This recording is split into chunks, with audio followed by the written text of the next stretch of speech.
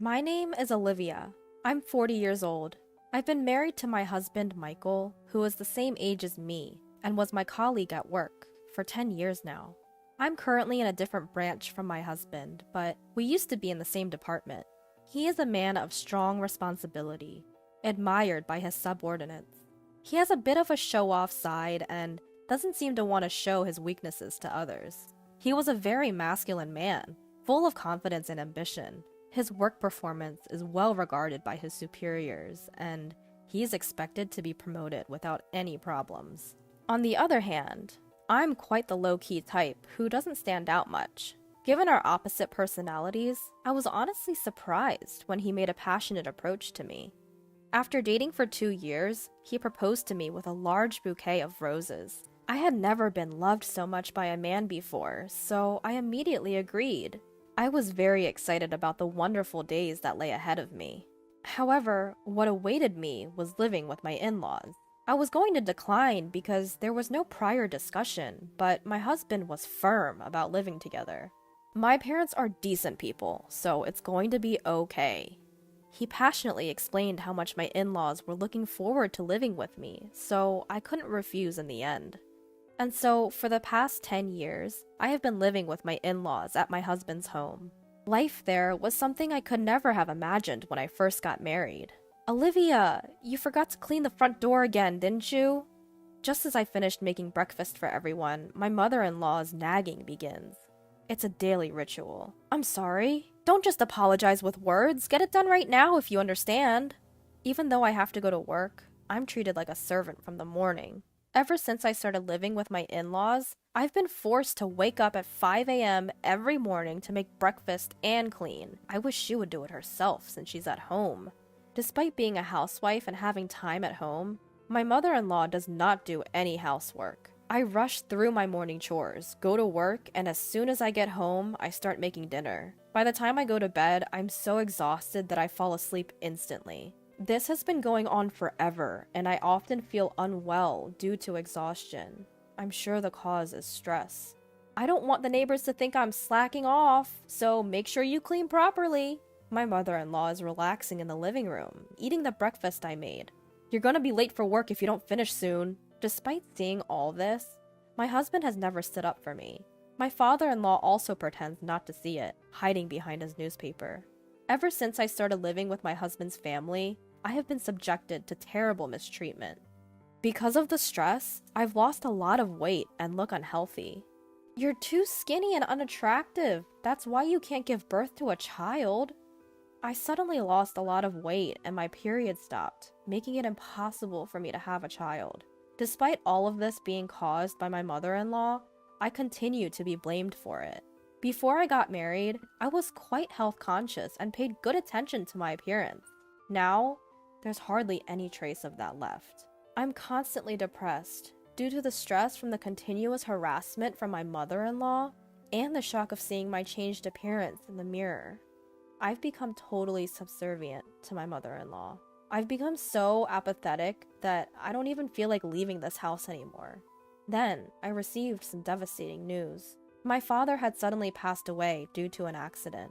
I hadn't been back to my family home in a long time because both my husband and my mother-in-law would berate me whenever I mentioned wanting to go there. Receiving the news of my father's death, I deeply regretted not spending more time with him. My family home is about an hour's drive from my in-laws' place, not too far. So I asked my husband and mother-in-law to come to my father's funeral. There's gonna be a funeral for my father. Oh, we're not going. Just let your family handle it. They cut me off before I could finish and said those words.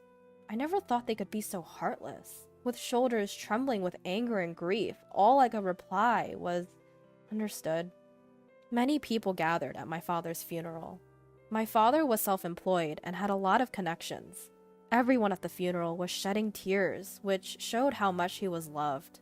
"Olivia, it's been a while. But what happened to you? You've lost so much weight." My mother, who I hadn't seen in a while, was shocked at my worn-out appearance. "Well, just a bit." "You're not sick, are you? I couldn't bear losing you too." My mother, thinking I was ill, started crying. Given her current mental state after my father's death, it wasn't surprising. I'm not sick, don't worry. I tried to calm my frantic mother and took a break in the waiting room. If you're not sick, then what's wrong? I thought back to my interactions with my husband and mother-in-law. Even when I told them about my father's death, they didn't say a word of comfort. Thinking about it made my anger bubble up, and I decided to tell my mother about my life at my in-laws' place. Actually, I've been subject to what you might call bullying by my mother-in-law. It's wearing me out. As I spoke, looking down, my mother peered into my face with a worried look. I'm relieved you're not sick, but this doesn't make me feel any better. Is that why you haven't been coming to see me? Yeah. As I nodded, my mother handed me a piece of paper. Take a look at this for yourself. Then think carefully about what to do next. When I looked at the paper my mother had given me, it turned out to be my father's will. My father, being a meticulous man, had left a will just in case something happened. It also mentioned inheritance. Inherit $2 million? That's what it says. You can decide how to use it. I was stunned by the large sum. At the same time, I began to hope that I could end my shared living situation. With this, I can build my own house and get out of my in-laws' place right away. Thanks to the inheritance my father left me, my life seemed to be getting brighter. I returned to my in-laws' home and was doing the household chores as usual. On the days when I have plans, the house tends to be messier than usual. This is probably inevitable since there's no one around to clean. While silently doing the chores, I was thinking about the $2 million I had inherited from my father. Despite my dislike for my mother-in-law, I wanted to stay with my husband, Michael. I decided to honestly discuss the large inheritance and suggest leaving the in-laws' home. There's something I want to talk about. After Michael's parents had gone to bed, I started the conversation when it was just the two of us. Talk? Yeah, about my father. Actually, I've come into an inheritance. Oh? How much? Well, it's $2 million. When I mentioned the amount, Michael was taken aback, perhaps because the figure was far beyond his expectations. Wait, what? That's right, $2 million. Upon grasping what I had said, Michael was overjoyed. He left you that much? That's generous. But about how to use this money, I was about to get to the main point, seeing Michael in a good mood. However, before I could speak, Michael suggested something outrageous. We need to transfer that money to my mom's bank account right away. I didn't understand what Michael meant. It was so absurd that I thought he was joking. No, why? I'm the one who inherited it, so that's not right. As I laughed and responded, Michael slammed the table angrily. What are you talking about? A wife's money belongs to her mother-in-law. It seemed that Michael did not realize he was saying something ridiculous. Seeing his serious expression, I felt scared. I'm sorry, but I don't understand what you're saying. All I wanted to do was suggest building a house for us to live together. But Michael didn't let me speak and tried to claim my inheritance for his mother. I couldn't sleep well that night due to the shock. The next day, while I was making breakfast, Michael and my mother-in-law approached me with angry expressions. Olivia, I heard about it. You inherited $2 million and you said you won't give it to me. Who do you think you are as daughter-in-law? My mother-in-law had already heard about the inheritance from Michael. But I'm the one who inherited it. Stop arguing and transfer it to my parents' account now. A daughter-in-law's money is our money. It seemed that they were determined to get the inheritance by any means. No matter how much I refused, they kept blaming me. As I fell silent, realizing my resistance was futile, Michael showed me a piece of paper. You're getting carried away because you've come into some money. I'm the one who's been supporting you. If you don't change your attitude, it's divorce. The paper was a divorce form. I've already signed it. Take this and go back to your parents' house. If you apologize properly, I might reconsider the divorce. I received the divorce form with Michael's part fully filled in. Staring at the divorce form, my past memories flashed back. I had never been financially supported in this house. I had been paying the same amount of living expenses as Michael, and all the household chores were my responsibility. I hadn't received any help or care. Despite that, they had always looked down on me. In the end, they were even trying to steal my father's money. If I stayed here, I might have felt so pressured that I would give them the inheritance. However, this money is what my father left for me. Being told to go back home, I actually saw it as an opportunity. Holding the already filled out divorce papers, I realized that the decision about my future was in my hands. I resolved to never give my father's inheritance, and I made a decision. I went back home after finishing work that day. I'm home! Welcome back. I had a feeling you would be back soon. My mother welcomed me with a warm smile, despite my exhaustion. My mother's home-cooked meals were laid out on the table. I couldn't remember the last time I ate a meal prepared by someone else. As I took a bite of the warm food, tears welled up in my eyes because of its deliciousness. Did you tell your husband about the inheritance?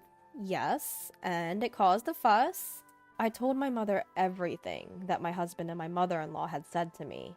At the shocking content, my mother was speechless. The inheritance is yours, and you decide your future. My mother comforted me gently as I cried. After being taken care of at my parents' home for a week, I decided to return to my in-laws' house. Well, I'm off. Take care. I wasn't afraid to go back to that house anymore. I headed back to my in-laws' house with a refreshed feeling. Finally back, huh? Have you reflected on your behavior? As soon as I returned to my in-laws' house, my husband and mother-in-law were waiting for me, arms crossed. Yes, I apologize. Please, let me live in this house again. I offered a superficial apology. Upon hearing this, my mother-in-law grinned. Well then, hand over the inheritance quickly. Actually, the inheritance process is taking a while. I haven't received it yet. It's a complex process, so it might take another 6 months or so. Does it take that long? Well, fine. Both my mother-in-law and husband seemed satisfied, thinking I would hand over the inheritance obediently. However, they kept nagging about me going back to my parents' house for a week. Because you're not doing your duties as a wife, the house is a mess. Clean it up quickly. The in-laws' house was incredibly messy and unhygienic after just a week. It was almost impressive how they could make such a mess in a short time. Understood.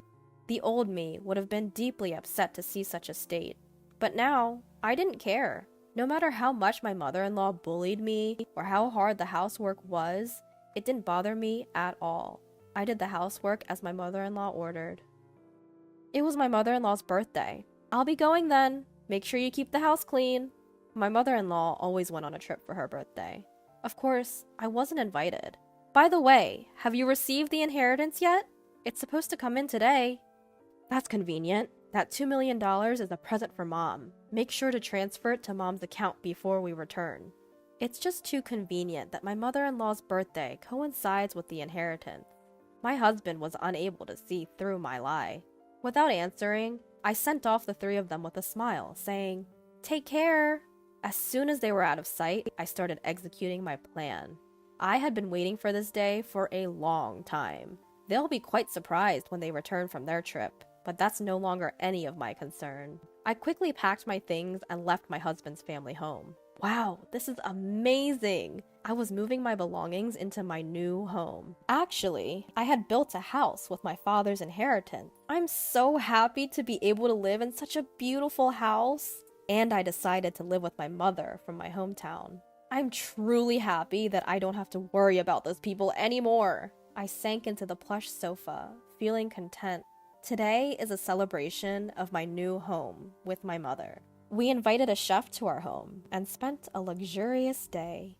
The next evening, I received a call from my husband. What the hell is going on?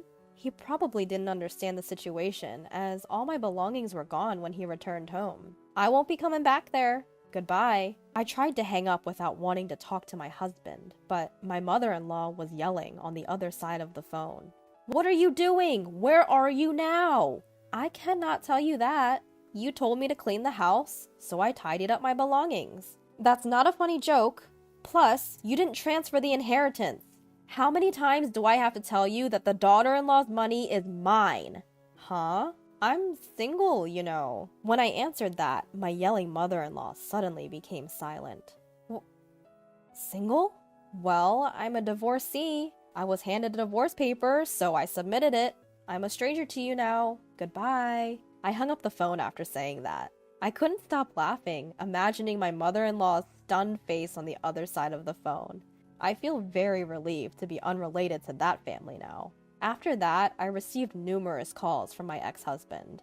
When I had some free time, I purposely picked up the phone and ignored the abuses from my ex-husband and ex-mother-in-law. I thoroughly recorded all those calls. I decided to consult the police with those recordings. Harassment from an ex-husband is not uncommon. We'll give a warning before it gets dangerous.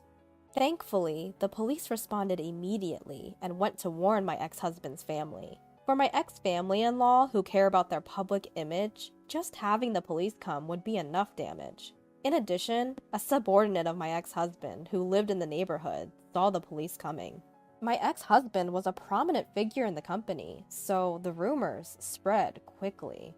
Moreover, the colleagues and subordinates who didn't like my ex-husband started to spread bad rumors about him. Eventually, the rumor reached the department I belonged to. Did you hear that the police came? I'm divorced now, so I don't really know. What? You're divorced? Yeah, I was fed up with the abusive language from my mother-in-law and my husband. I spoke in a loud voice so that others could hear. The rumor-loving employees spread the rumor even more. It didn't take long for the rumor to reach my ex-husband's boss. You've been getting a lot of bad rumors. Huh? What are you talking about? I hate men who can't cherish their wives. Moreover, with such bad rumors circulating, it'll harm our reputation, so I've decided to transfer you. The transfer order given to my ex-husband was harsh. Wait, this place is... It was a branch office in the worst performing region. There's absolutely no entertainment around. It's a place you could call a landlocked island. You know what this means, right? Everything my ex-husband had built up to this point had collapsed, and there was no prospect of promotion in the future. Unable to refuse the transfer order, my ex-husband had to move to this rural area. As for my ex-mother-in-law, she was probably shocked that her son's reputation had dropped, and that she could no longer live with him. She ended up becoming a recluse, which led her to developing depression. There were also suspicions of dementia, as she often caused disturbances at home. My ex-father-in-law is desperately taking care of the drastically changed ex-mother-in-law. Even if there's no blood relation, a daughter-in-law is still an important family member. What happened to my former in-laws was simply karma for the harassment they continued to inflict upon me. Now, I'm living happily with my mother. We've even started gardening in our spacious yard. If I were still in that house, I would have never encountered this wonderful hobby. Having found a hobby has made me feel alive. My body, which was worn out from stress, is now healthy again. I'm so happy that I could cut ties with my former in-laws.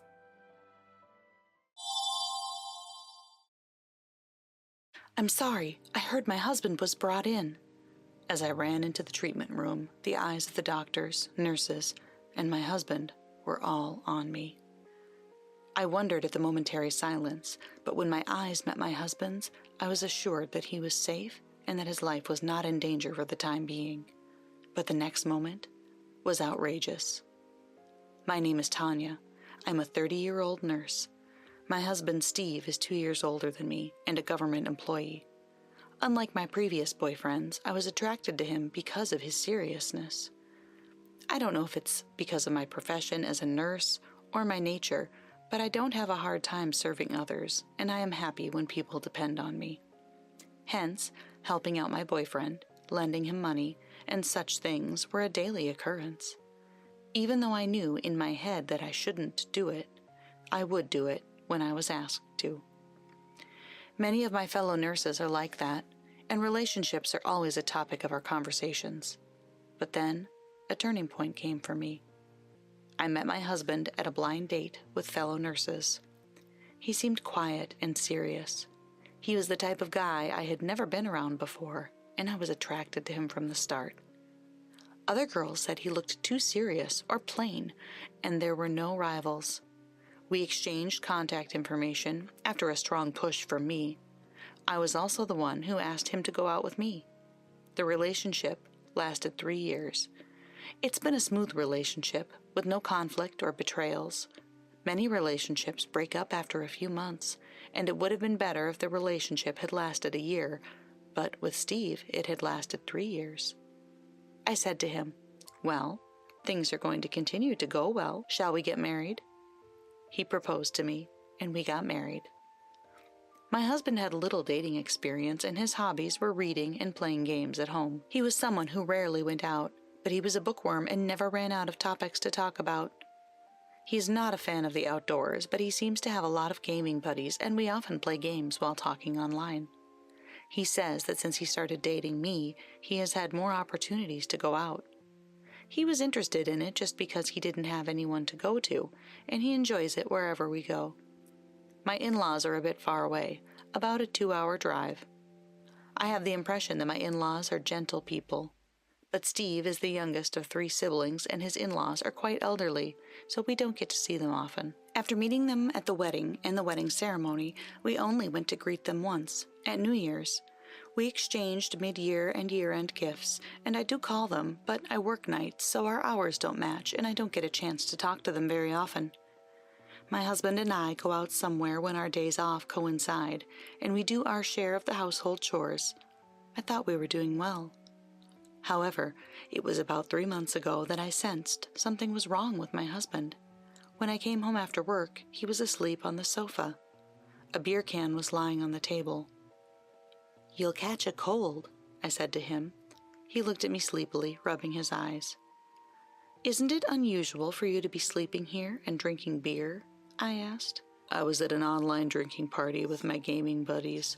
I was having too much fun and drank too much. I don't understand this world, but as long as my husband was having fun, I thought it was fine. But this was a mistake." After that, similar incidents continued, and one day when I saw my husband, I noticed that his hair had changed. "What's wrong with your hair?" He had never dyed his hair before, but now it was all done up and brown. "Is this hair okay at your job?" My husband is a government employee, and I thought he told me that the regulations are very strict. "What was wrong with it? I just thought recently that I should enjoy dressing up while I'm young. What do you think? Does it look good on me?" My husband was not a sophisticated man for his age, but he had suddenly changed, hadn't he? I'm not sure if it looks good on him or not, maybe because I'm not used to seeing it. But it doesn't look good on him. I didn't say it looked good on him. "Oh, I see," I simply replied. A few days later, he got his ears pierced. Again, I didn't think this looked good on him. Was he having a midlife crisis? I thought about that, but maybe he's having trouble with his job or something. "Hey, what's going on with you lately?" Unable to remain silent, I asked him straightforwardly, but he didn't give me a clear answer. "Nothing." And then my husband went to the bedroom. I knew I could not go on like this, but there was no one to fill in for the nurse who had retired not long ago, and I was so busy that I could no longer afford to pay attention to my husband. Around the time this was going on, Steve said, "My dad's not feeling well lately, so I'm going home for the weekend to check on him for a while." My father-in-law is old, and my husband must be worried about him. I nodded my head in agreement, and my husband began to leave the house every weekend. I tried to be considerate in my own way by cooking for him and texting him during work hours, but he rarely responded. Just when I thought it was time to have a proper discussion with him, I received an unbelievable call while I was at work. "Tanya, the police are trying to contact you." A colleague of mine called and passed the phone to me. "The police? Why?" I picked up the phone, feeling uneasy. He told me that Steve had been in an accident and had to be taken to the emergency room. What? What about my husband? Is he okay?"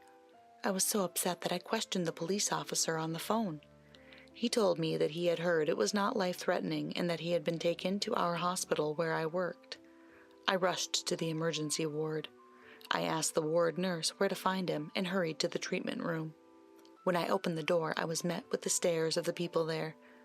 "Excuse me, I heard my husband was brought in." The doctor looked doubtful, and the nurse's eyes swam. I felt uncomfortable, but when my eyes met my husband's, I was relieved. The nurse explained briefly. They said he had a leg injury that was so severe that they were going to cut his pants in order to treat him. When I looked at my husband again, his pants had already been cut off. Then, my husband, noticing my gaze, shouted, "Tanya, don't look at me!" What? I'm a nurse, and I wonder if my husband thinks it's embarrassing for me to see him have his pants cut off. Certainly that may be the case, But it's common sense to cut off clothing when you can't remove it normally due to injury. "Just get out of here," my husband shouted. I stood there, not understanding what was going on. Even though my husband screamed, the hands of the doctors and nurses did not stop rushing to treat him. It was only natural. If I listened to every word they said, it might take too much time and stall the procedure. Suddenly, something extraordinary grabs my attention. "What is that?" I muttered to myself. On the inside of my husband's thigh was a tattoo. The injury being treated was on his left leg, while the tattoo was on his right leg. Fortunately, the right leg did not appear to be damaged, and the eye was drawn to the leg that had been injured. Scrawled onto the inside of my husband's thigh is someone's name. It seems to be a woman's name. Yasmin. Who? My husband continued to be shocked by my words, but I got out of there once the procedure continued. I talked to a fellow nurse in the emergency ward who told me that apparently my husband had not been brought in alone. She said she thought it was a couple who was married or dating because he was brought in with a woman his own age who had been in the accident with him. When he checked the name of the woman who was transported with him, her first name is Yasmin. It matches the name on the tattoo. Does this mean they were having an affair? I kept asking myself. My coworker said she had brown hair and pierced ears and also had a tattoo with his name on it. It didn't add up.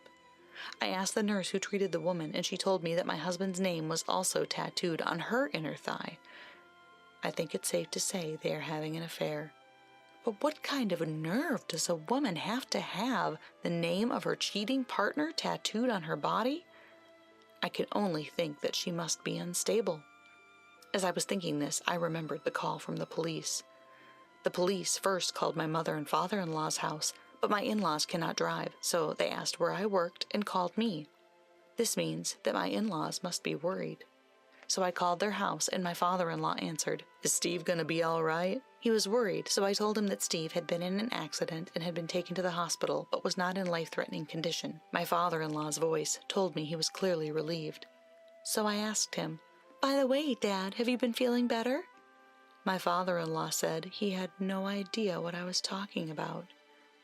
I clarified, "Because Steve said you were not feeling well and he's been gone every weekend. He said he was taking care of you." I had no idea. It was all a lie. I was relieved to hear that my father-in-law was in good health and that there was nothing wrong with him during his recent medical checkup, but the problem was, where was my husband going? If it wasn't to my in-laws' house, then it must have been to the place where he was having the affair. But I had no proof. After finishing my working hours, I went home without seeing my husband, who was admitted overnight for treatment. I went home and began to go through my husband's belongings, thoroughly examining them. The evidence was easy to find. I found photos of him with this woman, hotel receipts, and even an email confirmation for reservations to a romantic resort. According to the schedule, they must have had this accident on the way home from the resort. The accident was a car crash on a mountain road. No one else was injured, and neither Steve nor this Yasmin woman appeared to be in life-threatening condition. However, since Steve had injured his leg, and it might be difficult for him to walk properly for a while, normally I should be worried about him as a wife, but I don't have that feeling anymore. I couldn't believe he lied about visiting his parents, saying he was worried about them, much less was lying to cover up an affair with another woman. I wondered if Steve's recent strange behavior, such as dyeing his hair and getting his ears pierced, was due to the influence of this woman. I told a fellow nurse and asked her to refer me to a lawyer who was good at divorce matters. The next day, I headed to the hospital room with my husband's belongings. My husband seemed to have hit his head and was so confused that he could not remember what had happened in the treatment room yesterday. Honestly, I didn't even care about the truth anymore. I left the hospital room without even having a conversation with him because I had a shift to get to. When I finished work, I went to see my lawyer and told him what happened. He told me that with that much evidence, I would have enough to sue. I just wanted to get a divorce as soon as possible. I couldn't have that man come out of the hospital and live in the same space. I felt so betrayed by my husband that my anger outweighed my sadness. From there, I found a new place to live and moved out on my own. Only my husband's belongings remain in the house. I planned to be patient until the day my husband was discharged from the hospital. I thought about divorcing him while he was in the hospital, but he is in the hospital where I work, so it would be troublesome if something happened to him there. Then we could get a divorce when he gets out of the hospital. I drove to pick my husband up from the hospital. I have to make a quick stop. Please come with me. He looked at me strangely, but nodded. I headed for a family restaurant near our house. When I entered the restaurant with my husband, the lawyer was waiting for us. My husband looked at me as if he didn't understand what was going on, but I guess he was tired of standing on a leg that was not fully healed yet. He sat down quietly, and I thrust the divorce papers at him. "Divorce? Why?" my husband shouted in a crazy voice. I seethed in my anger silently for a moment. "What do you mean, why? You had an affair. You even had your accident on your romantic trip. The evidence of your affair was found in our own home. What do you think you're doing? Besides, you lied about your father not feeling well. You lied about going to your parents' house to see this woman." My husband's face turned pale. "You think I am naive? Yasmin, the woman you were having an affair with, is out of the hospital. I heard that her injuries were less severe than yours. I can't believe she was brought to the hospital where I work." I smiled wryly, and my husband's face turned even paler.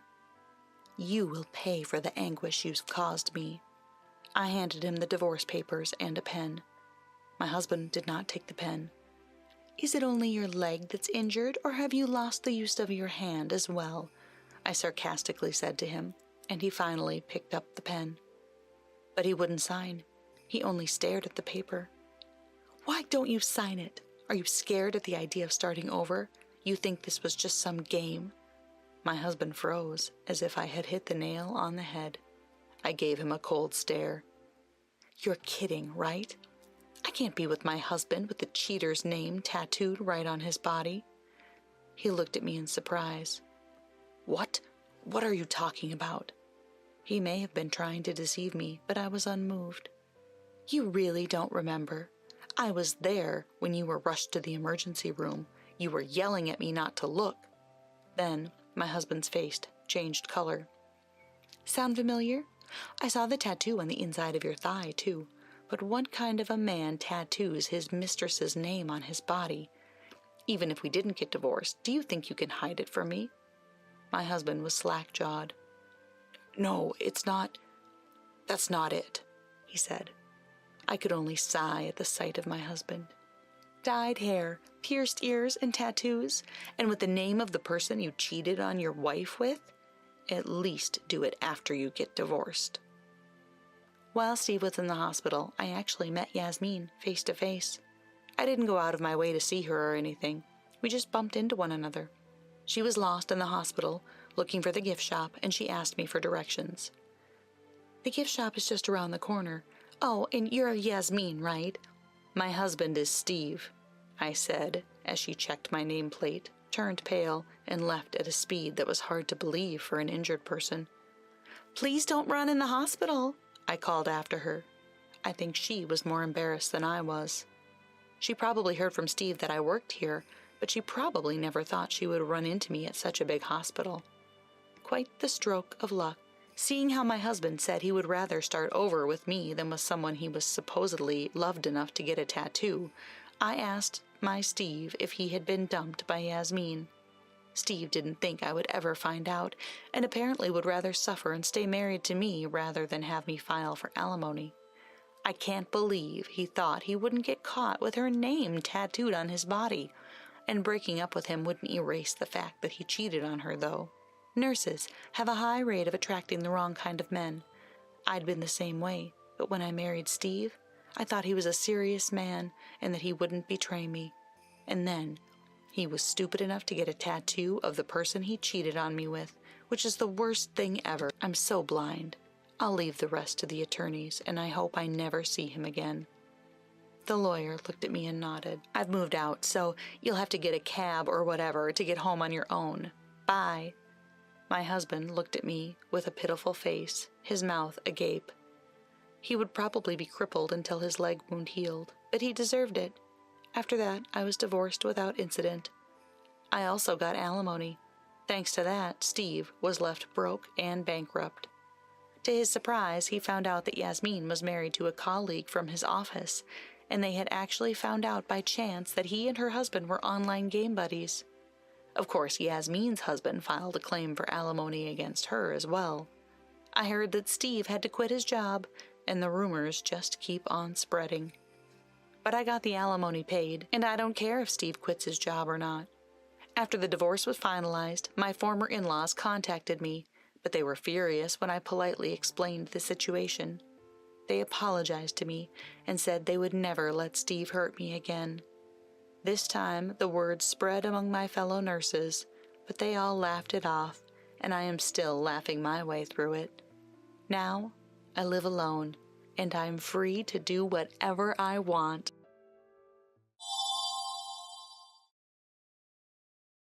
Help me, sis. My niece, Jenny, was about to burst into tears as she handed me something. It was just a picture of my brother, her father, with his colleagues at a bar. What's wrong, Jenny? Why the sudden distress?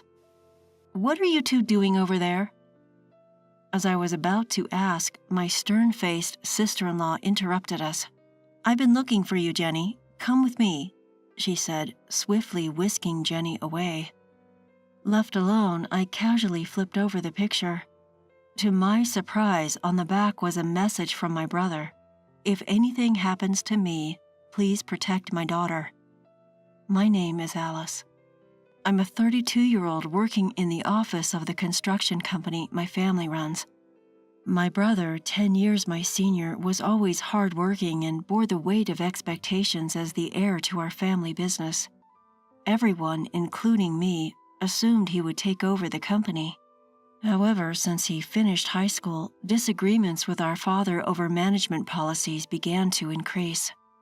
My brother, it seemed, wasn't really interested in taking over the company, often saying, "I love being a carpenter, but that doesn't mean I want to inherit the business." I remember him repeating this like a mantra. Then he announced, "I've met someone I want to marry," and introduced us to a woman. Her name was Maggie. She had an outgoing personality and quickly bonded with our family, but she never lived with us. "I'm going to get married and leave this house." "Wait, aren't you going to take over the business, bro? You know I don't get along with Dad, right? I don't want to cause you any trouble." With those words, he gently stroked my head. True to his word, he married a few days later and left the house. Nevertheless, he always kept in touch with me and we chatted about trivial things. "Maggie's dinner was delicious today. She's a dietitian, so she always prepares meals considering my high blood pressure." Yeah, I've heard that story a million times. You never get tired of bragging, do you? As long as my brother was happy, that was all that mattered to me. Then, a few years after his marriage, Jenny was born. From then on, we started seeing my brother and his wife occasionally. They seemed blissfully happy, and Jenny was growing up healthily, loved by both parents. Around the time Jenny turned 10, there were talks within the family of mending ties with my brother. We all hoped to recreate the times when the family used to laugh together. However, that wish was not to be fulfilled. One day while I was at work, I received a rare call from my sister-in-law. While it wasn't unusual to get calls from my brother, it was strange to hear from her. Worried, I immediately picked up the phone. "Hello, sister-in-law?" "Oh, Alice." "What's up? It's rare to get a call from you." "Calm down and listen. Your brother, Jake, he fell from scaffolding at work and was taken to the hospital. He slipped because of the rain." The news was so sudden. I felt as if time had stopped. My mind went blank. Immediately, I called my parents, who were also at work, and we hurried to the hospital in the pouring rain. When we were led into the hospital room, we saw my brother, his skin pale. From the moment I saw him, the reality of the phone call hit me, and I collapsed onto the floor. "Bro?" The voice I managed to squeak out was so feeble that I startled myself, and a wave of sorrow washed over me. At the bedside, my brother's wife was bawling unabashedly like the heroine of a tragic tale. Her wailing was so intense that it made me hold back my tears and just stare at her, but I felt a strange unease about her behavior.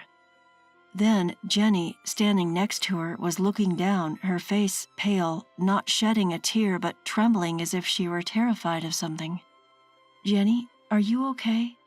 It seemed like the shock of her father's death had made her unable to respond to my question. After the wake for my brother at our home, as the relatives were lost in their grief, I found myself quietly shedding tears in a deserted corner of the porch. The photo in the memorial portrait seemed to be a recent one. My brother looked a little worn out, but his expression was peaceful. I wonder if my brother lived a happy life. As I thought about this, an image of Jenny came to my mind. The last time we talked, my brother, who loved his daughter dearly, happily told me about how often he took her to amusement parks and zoos. Jenny must be struggling after losing her father. Thinking about my niece's feelings, I felt tears well up again, but then I heard a familiar voice calling out to me. "Sis." It was Jenny, her eyes brimming with tears. "Jenny, what's wrong?" I wiped my tears and asked her, trying to keep my composure. "Sis, help me. I think I might be next." "Eh?"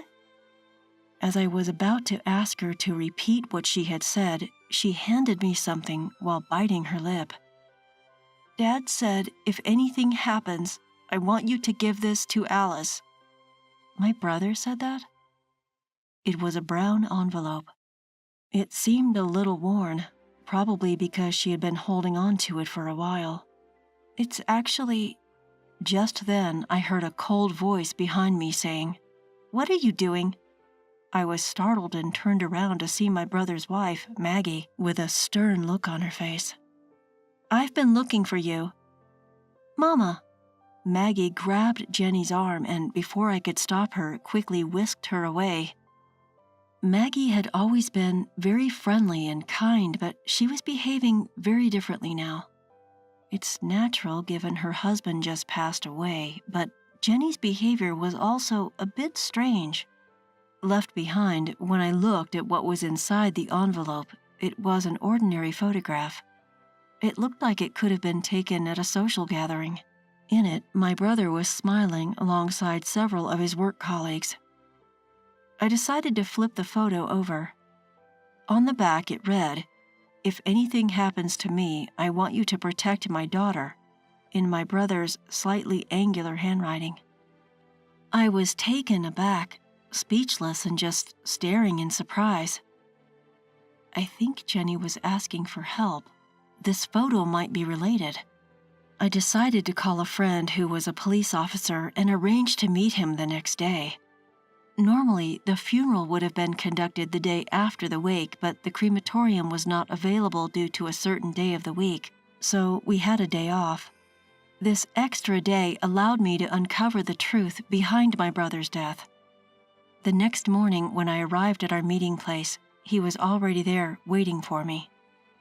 "Sorry for calling you out of the blue." "Hey, don't worry about it. I was off duty. So what's up?" "Well, it's just that—" I began to tell my friend the sequence of events, and he listened seriously. From a cop's perspective, we can't act on this with just the evidence we have." "I see. I'm sorry I can't be of more help, but remember, I'm always here to lend an ear if you need it." "Yeah, thanks. Just talking about it helps me sort things out." Even after parting ways with my friend, I was still pondering over the photo that Jenny had handed me. No matter how many times I looked at it, the meaning of this photo and my brother's message remained a mystery. What else can I do to find a clue I don't understand from this message alone? I might learn something if I ask Jenny directly, but I feel like my sister-in-law might interfere again. Just then, an idea popped into my head.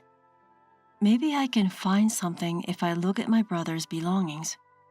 Unable to stay still, I quickly went to my sister-in-law's house. "I'm sorry for bothering you when you're busy. I'm just worried about you and Jenny. Thank you for coming all the way. Jenny is in her room, but let's leave her be for now. She's feeling down since her father passed away." As she said that, she invited me into the living room. She was always tidy and the house was always well kept, but today it felt rather bleak.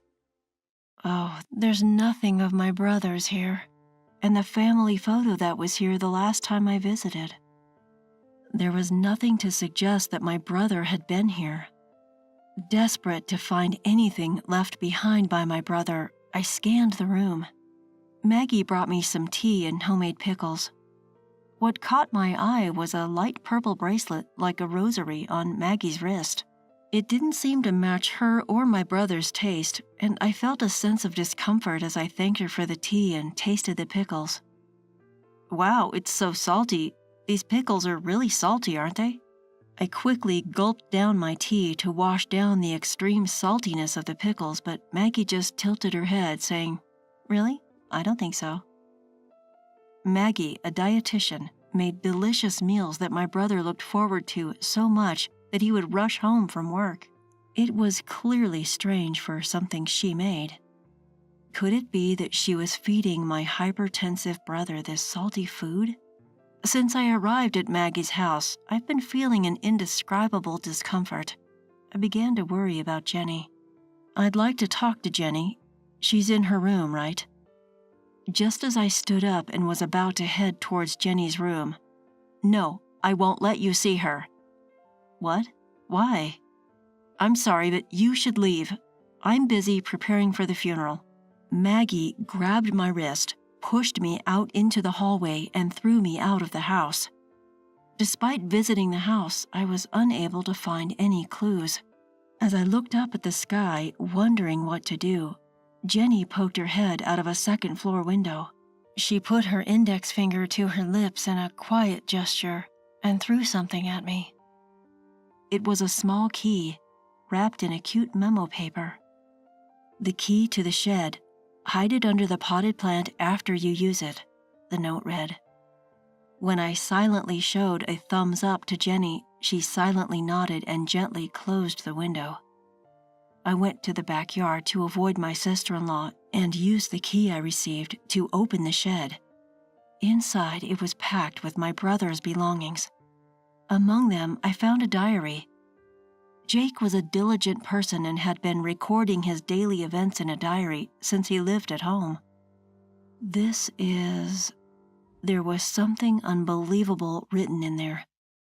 The seasoning of the food had become heavy, and even when he pointed it out, she said, "Leave it to me, I'm a dietitian," and he couldn't get her to take it seriously. His health had been declining recently. Furthermore, the reason why Jake left that photo was also recorded. I'll never forgive this. The next day, many people, including relatives and Jake's colleagues, gathered at the funeral. When Maggie took the microphone to give the bereavement address, I stood up and stopped her. "I have something I want you all to hear." "Oh, Alice? What's wrong?"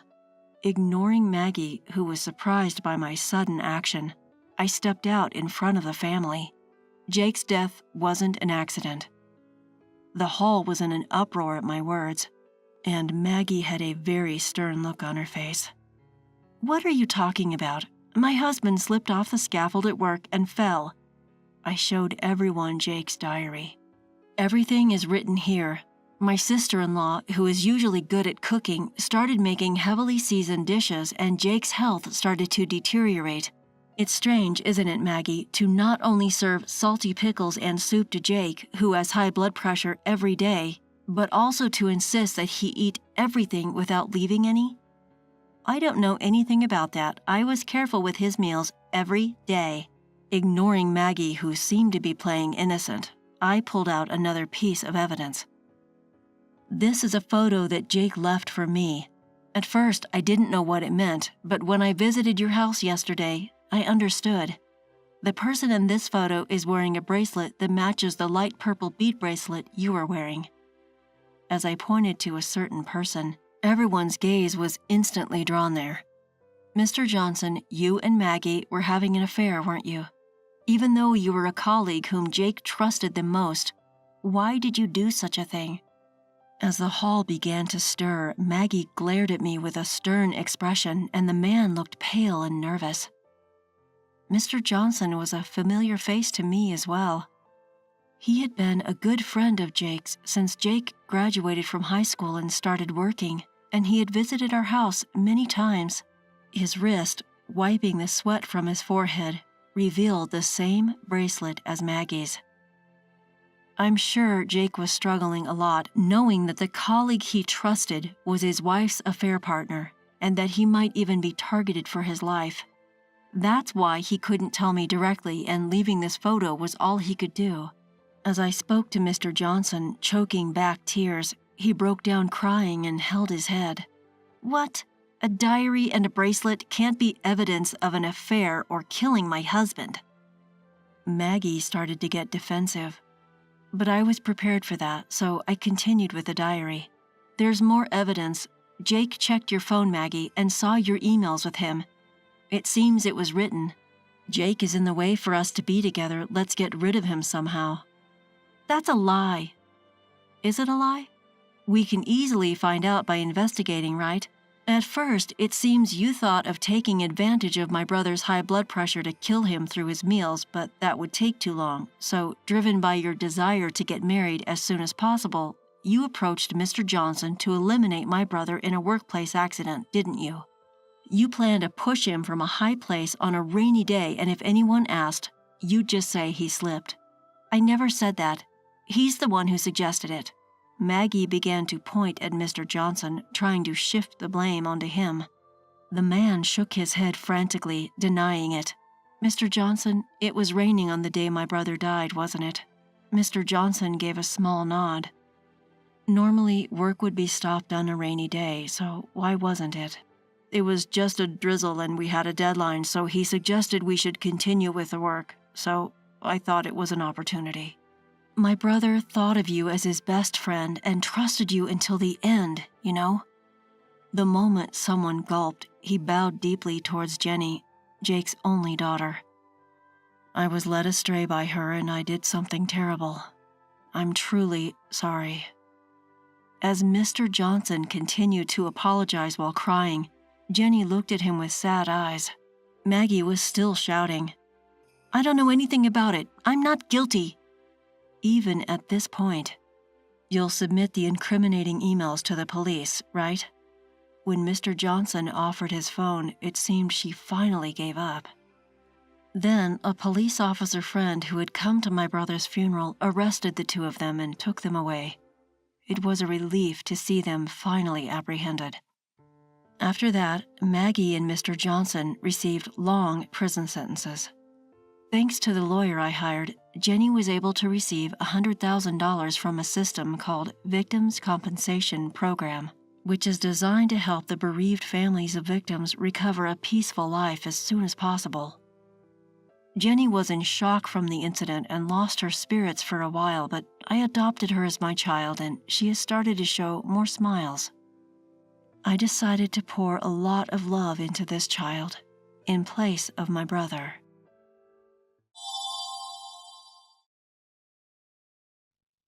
I'm Jessica, turning 32 years old. I've been married to my husband Ronald for 4 years now, and we're currently living with my in-laws. They run a restaurant, and while Ronald works outside, I quit my job to help my in-laws with their business on a daily basis. In fact, it feels like I'm the one running the show most of the time. I'm involved in everything from securing ingredients in the early morning to doing the prep work and serving customers. Working late into the night, my fatigue started to accumulate. But my in-laws never let me rest, and I'm out working almost every day. The regular customers even started to worry about me. One day, my younger brother James announced that he was getting married to his longtime girlfriend Sarah. Although they're still young, they're both mature, and my parents have accepted them. It felt like they were already part of the family, so I was thrilled as if it were my own wedding. The invitation to the wedding is still to come, but they asked me to attend, and of course I told them I would. But there's a problem. It's whether my in-laws will allow it. Since I'm technically an employee, I thought I might have some paid time off, so I decided to negotiate for 3 days off. Excuse me, can I talk to you for a moment? After closing the restaurant and finishing the final check, I approached my relaxed in-laws at home. Ronald, who had just returned from work, was there too. "What's up?" The three of them looked at me as if I was an intruder, and Ronald asked with a big sigh, "This atmosphere is suffocating for me. I have my brother's wedding in 2 months. I'd like to take about 3 days off for it." "Huh? You think you're in a position to take time off?" My mother-in-law glared at me with a devilish look as soon as she heard that I wanted to take a break. Despite feeling intimidated, I mustered up the courage to nod. "I should have some paid time off left, right? I've never used it. I'd like to use it." "So you want to take time off and still get paid? But if I don't, you wouldn't let me take my regular days off if I took time off this month, right?" "How cheeky." Let her take time off. It's not a big deal. The already tense atmosphere seemed to get worse, but then Ronald, my husband, tried to calm my mother-in-law down. I was surprised that my husband took my side, and I looked at him with wide eyes. Then he was grinning at my mother-in-law. Perhaps sensing his mood, my mother-in-law also gave a wry smile, and then she easily agreed. I wasn't sure what was going on, but I was happy to get the time off and felt like jumping for joy on the spot. On the day before the wedding, I prepared to stay at my parents' house for 3 days and left early in the morning. My in-laws and husband were still asleep, so I just left a note saying I was leaving. Then I drove to my parents' house. It's not too far from my in-laws' house to my parents' house. It's about an hour's drive. I was excited to see my parents, whom I hadn't seen in about 4 years. "I'm home!" Having left my in-laws' house early in the morning, I arrived at my parents' home earlier than planned. Even though I knew my parents would be awake, I tried to enter the house as quietly as possible. As soon as I stepped inside, the faint smell of breakfast tickled my nose. "Oh, you're early!" My mother popped her head out from the living room, spotted me, and immediately rushed over.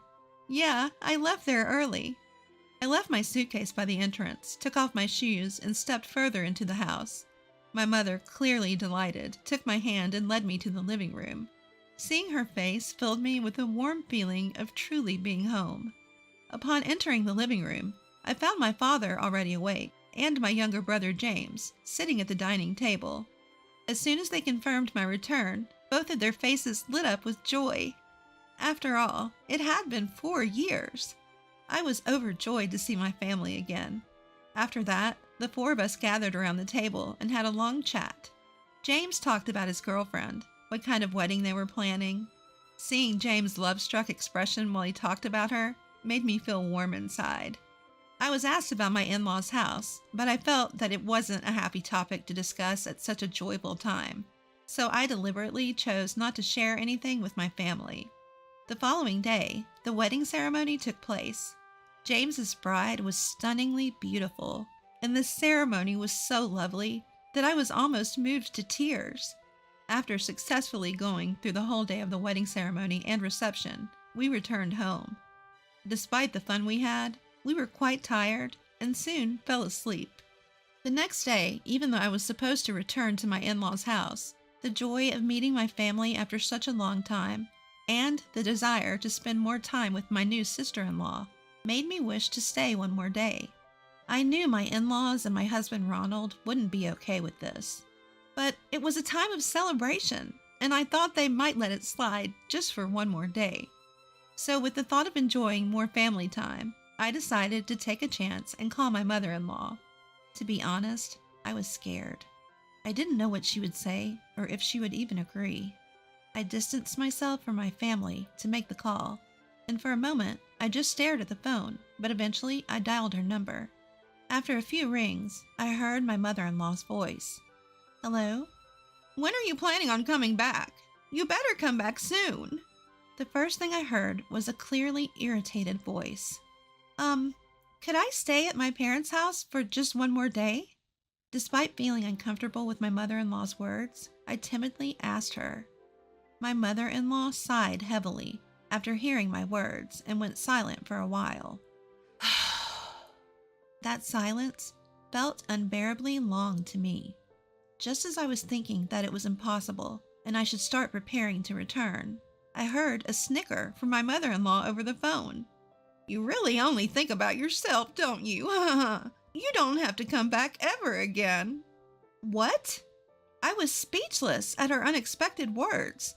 Then my mother-in-law, still laughing, said, "Why don't you just divorce Ronald? We don't need a useless daughter-in-law like you. And it seems like Ronald doesn't need you anymore either." What does that mean? I asked my mother-in-law, unable to understand what she was saying. Laughing, she told me to figure it out myself and hung up the phone. I wondered if she really meant what she said, and as I looked at my disconnected phone, I decided to contact my husband, Ronald. Hello, what's up? Judging from Ronald's voice, it seemed nothing unusual had happened. "I'm sorry for interrupting your work. I just called your mom and asked if I could stay at my parents' house for one more day." What did my mom say? "She said I don't have to come back, and she also said we should get a divorce. She said you don't need me anymore." I told Ronald honestly what his mother had said when he asked me. I couldn't believe he would think such a thing. I thought his mother must have said those words lightly out of irritation because I wasn't coming back. However, Ronald fell silent for a while after I spoke and then sighed heavily. Well, I didn't want to have to say this, but I want to break up with you, Jessica. What? His unexpected words left me in shock, as if time had stopped. We've been married for 4 years, and it's not like I hadn't felt that our love was gone, but I had put up with Ronald's parents to preserve our life together. Why? I asked, trying to hide my agitation, to know why he felt that way. My hand was trembling, and my heart was pounding.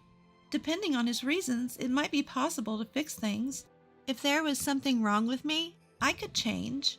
Even if the love was gone, I still wanted to be with Ronald. I prayed from the bottom of my heart that Ronald's words would be something we could fix. The thing is, there's someone else I like. Oh, it's over. Anyone would know that hearing the word "someone else" from Ronald meant our relationship couldn't continue. Well, that's it then. Ronald hung up before I could respond. I stood still, unable to do anything, not even cry. What's wrong? After what seemed like a long time, my mother came over with a worried look on her face. When I looked at her, I saw my father peering in from a little behind her. "No, it's nothing. The divorce wasn't final, and I didn't think it was appropriate to discuss it on such a happy day, so I tried to put on a smile so my parents wouldn't suspect anything." My mother seemed to sense something was off, but she didn't say anything more. After that, I spent a fun time not thinking about what my mother-in-law or Ronald had said, partly because my brother and his wife had come over. Rather, it felt like I was forcefully putting on a happy facade. My parents, my brother, and his wife all went out, laughed a lot, and talked a lot. I might have been desperately clinging to everyone, not wanting to be alone. My brother and his wife seemed to suspect something was up. "Jessica, are you going back tomorrow?" We all went to a cafe, and while our parents were ordering, my brother and his wife and I sat at a table. Well, I honestly didn't know if I could go back. That's why I couldn't answer right away. "Are you okay? You seem to be faking your cheerfulness today." Yeah, it's odd, isn't it? I knew my younger brother and his wife occasionally gave me worried glances. That's why I can't deny it. Is something wrong? My younger brother has always been kind. Whenever I'm feeling down or anxious, he's quick to notice and offer words of comfort. To outsiders, it might seem like he's a big fan of his older sister. "Nothing's wrong," I reply, forcing a smile. But James and his wife keep staring at me. I feel uncomfortable under their gaze, as if they could see right through me. "What's with the staring contest?" At that moment, our parents returned to the table with drinks. Perhaps they find our behavior amusing, as they both wear gentle smiles. Taking this as a cue, James and his wife break their gaze from me, assuring our mother that everything's fine, and the conversation picks up again on a different topic. But the lively atmosphere quickly fades. Suddenly, the ringing of my cell phone emanates from my purse. I pull out my phone, and there on the screen is the name of my mother-in-law. When I don't answer right away, everyone falls silent and turns their attention to me. It's from my mother-in-law. I'll step outside for a bit. Why not talk here? Why do you need to go outside? As I attempted to rise from my seat, my mother took hold of my hand, restraining me from standing up. Her face did not reflect the gentle mother I knew, but displayed a stern expression instead.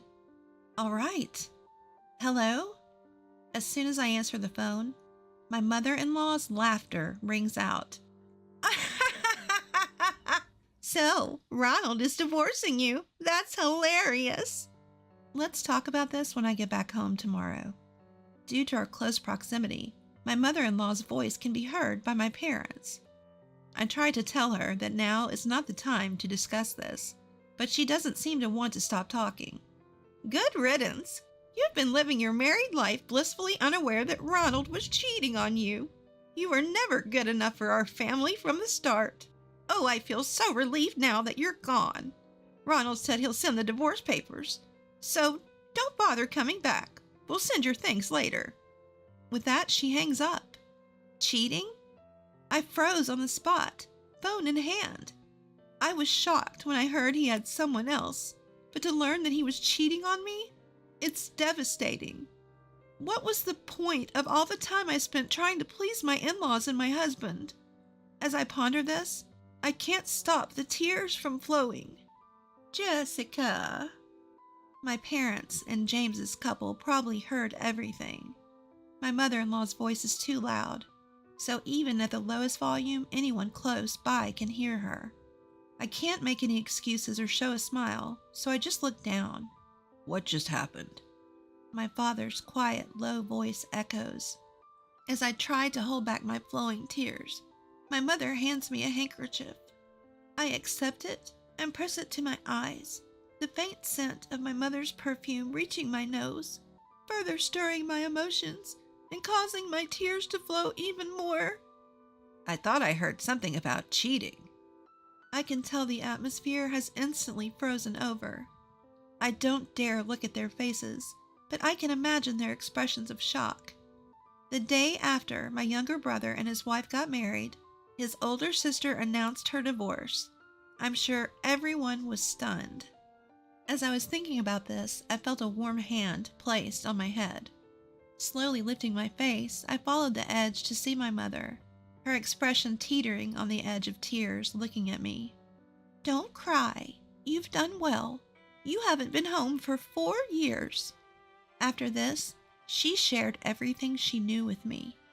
Apparently, she had been worried about me not coming home once since my marriage. She had called my in-laws, asked her friends to visit my in-laws' store to gather information. She had heard about how I was severely worn out, and how the customers secretly talked about how my in-laws were treating me.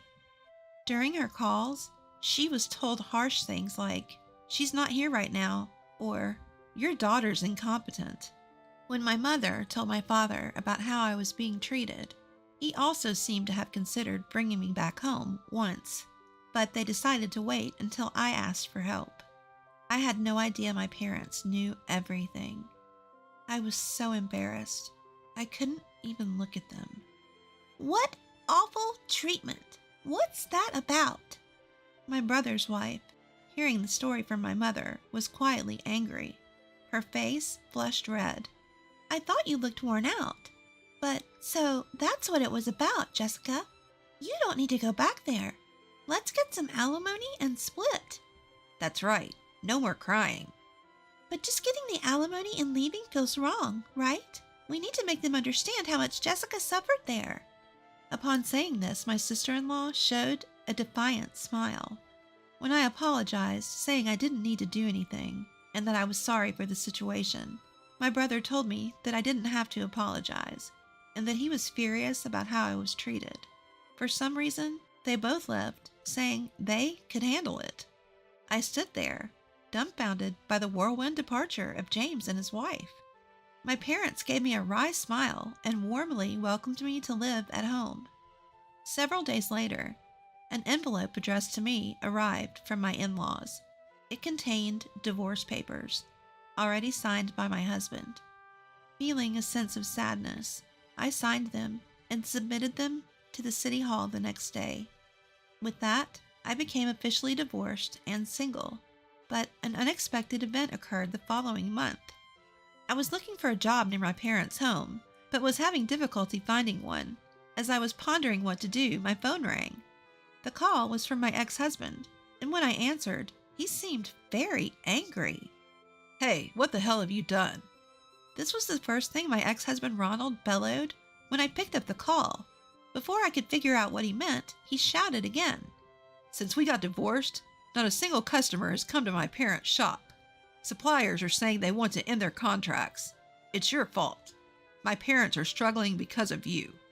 I had no clue what he was talking about. I couldn't think of anything I had done to cause this. What are you talking about? I haven't done anything.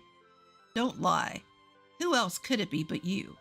No matter how hard I insisted it wasn't me, he wouldn't listen. He even said, if we couldn't resolve this over the phone, he was going to come over with his parents.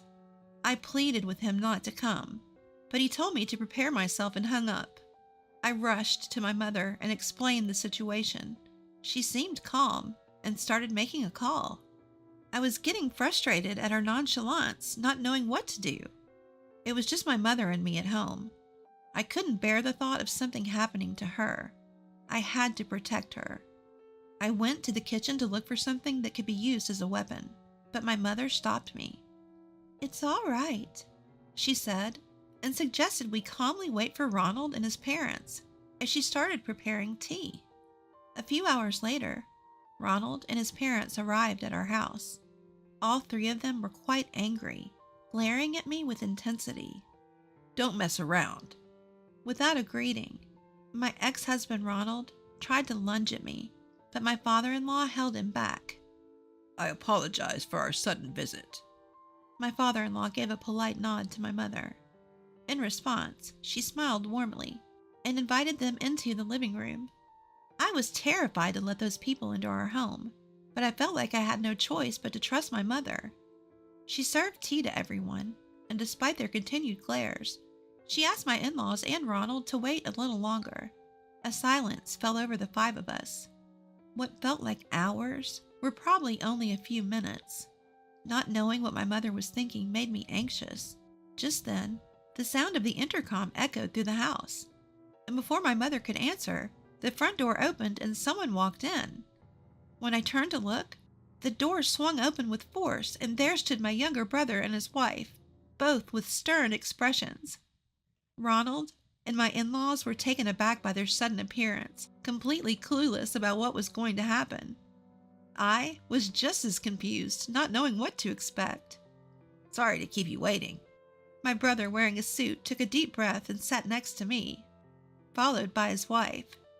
What's this? Bringing out your little brother? Ronald snorted dismissively, shooting a condescending glance at my brother. My mother informed me of your visit, so I hurriedly prepared for this. You wouldn't believe how long I've been waiting for this moment. With that, my brother placed an envelope on the table and started pulling out several documents, among which were some photographs. Curious, I peered over and saw the topmost paper labeled Investigation Report. Ronald, you've been having an affair, haven't you? At my brother's words, Ronald's eyes widened in shock. But my brother didn't stop there. He had apparently gathered evidence of Ronald's infidelity. We have all the proof we need. We've also obtained testimony from the woman you cheated with. Therefore, on the grounds of adultery, we will be seeking damages. At my brother's words, everyone but my mother and my brother's wife, including me, wore surprised expressions. What are you talking about? We're already divorced. Aren't you aware? Even after a divorce, if evidence of adultery committed during the marriage is found, damages can be claimed. With a smirk, my brother left Ronald speechless. Enough of this. We're here to discuss what this woman has done. She's disrupting our business. She must have spread false rumors to our clients. Unable to hold back any longer, my mother-in-law stood up, pointing at me and shouting, with such force that I had to back away. I will address that matter. My sister-in-law, as if she had been waiting for her turn, started to speak with a smile. I apologize for the late introduction. My maiden name is Sarah Brown. My father is the owner of Brown's Diner.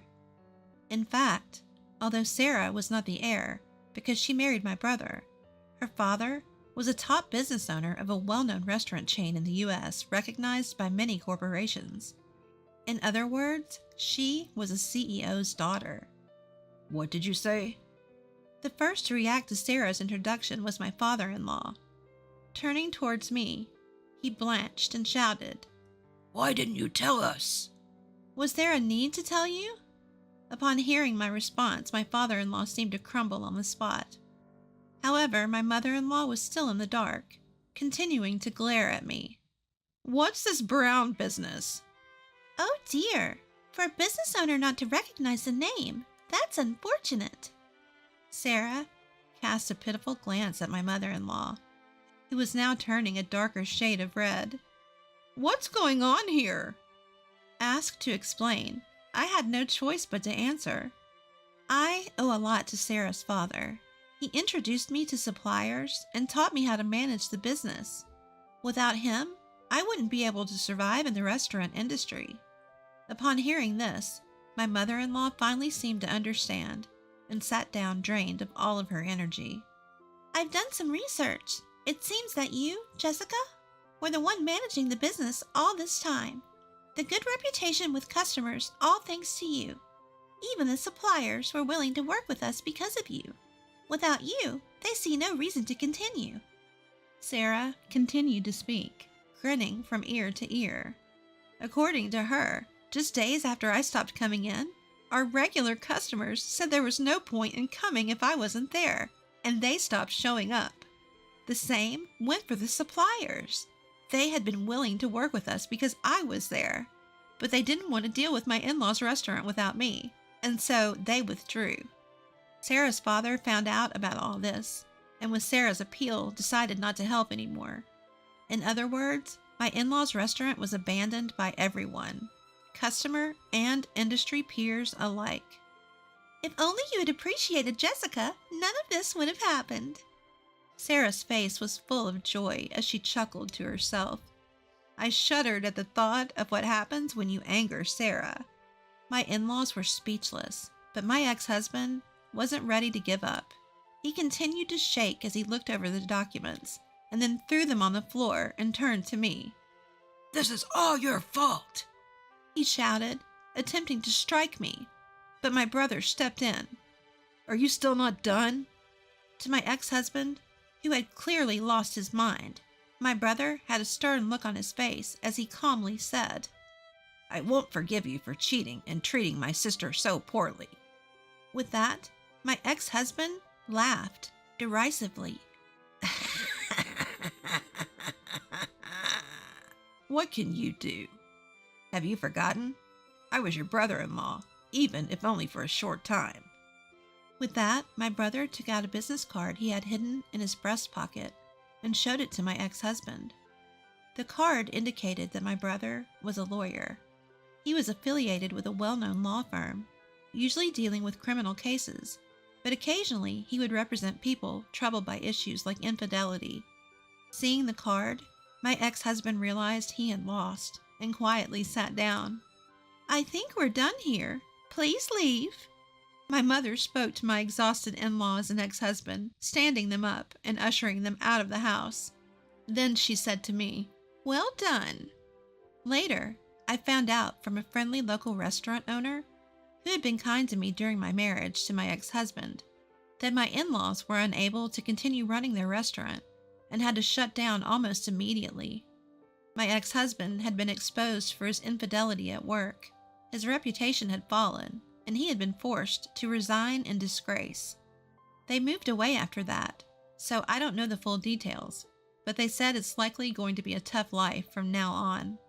I was able to receive alimony from both my ex-husband and his affair partner, which I gave to James and my parents as a token of my gratitude. At first, they refused, but when I insisted, saying it's all I could offer, they reluctantly accepted. After that, I was able to find a job and have been spending happy times living with my parents. I owe it all to my family. I am truly grateful. I don't know how long it will take, but I plan to return the favor to my parents, James, and his wife in due time.